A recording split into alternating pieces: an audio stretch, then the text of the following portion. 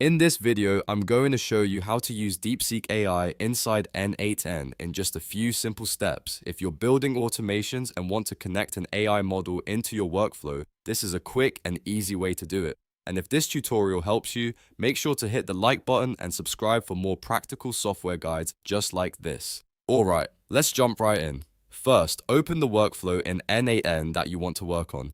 This can be an existing workflow or a brand new one, depending on what you're building. Once your workflow is open, look for the node panel on the right side of the screen. This is where you'll find all the available nodes you can add into your automation. Now click the node panel to bring up the list of nodes. You can also use the search bar if needed, but in this case, we're keeping it simple. Just type or scroll until you find DeepSeek. When you see the DeepSeek node, choose it and add it to your workflow. That's the main setup. Once the node is added, you can continue building your workflow around it and connect it to the other steps you need.